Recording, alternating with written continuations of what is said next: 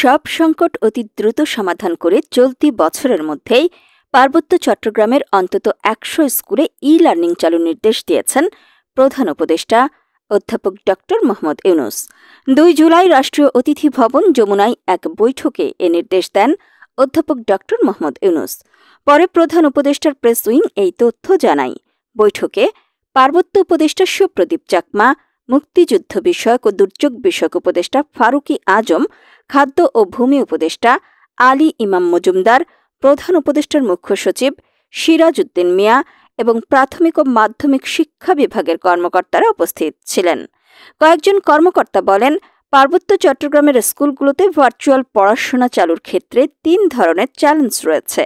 সেখানে দুর্গম এলাকায় বিদ্যুতের ঘাটতি রয়েছে, ইন্টারনেট সংযোগ নেই এবং এ ধরনের কার্যক্রম পরিচালনার জন্য ওই এলাকায় দক্ষ শিক্ষকের অভাব।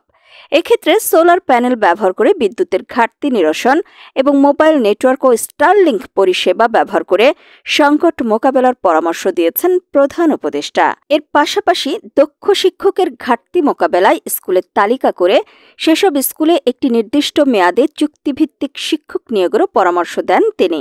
প্রধান উপদেষ্টা বলেন, পার্বত্য চট্টগ্রামের দুর্গম এলাকায় শিক্ষার গুণগত মান নিশ্চিত করতে প্রথমে ১০০টি স্কুলের তালিকা তৈরি করতে হবে, যেখানে ইন্টারনেট বেসড স্কুল শুরুর ব্যবস্থা করতে হবে।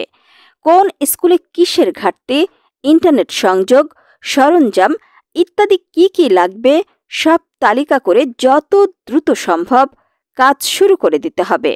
চলতি বছরের মধ্যেই ক্লাস শুরু করতে হবে। যেসব দক্ষ শিক্ষক শহরের বড় বড় শিক্ষা প্রতিষ্ঠানে পড়ান, তারাই অনলাইনে পার্বত্য চট্টগ্রামের ছেলেমেয়েদের গণিত, বিজ্ঞান ও ইংলিশ পড়াবেন। তাহলে সেখানকার ছেলেমেয়েরাও আর পিছিয়ে থাকবে না। ভালো শিক্ষক ও পড়াশোনার সুযোগ সুবিধা পেলে অনেক মেধাবী ছেলেমেয়ে সেখান থেকে উঠে আসবে, বলেন প্রধান উপদেষ্টা। বৈঠকে পার্বত্য উপদেষ্টা ৩ পার্বত্য উপজেলায় জীবন জীবিকার মান উন্নত করা ও পরিবেশ সংরক্ষণের বিষয়ে প্রধান উপদেষ্টাকে অবহিত করেন। প্রধান উপদেষ্টা এ ব্যাপারে সংশ্লিষ্ট মন্ত্রণালয়গুলোর সঙ্গে সমন্বয় করে পরিকল্পনার নির্দেশ দেন।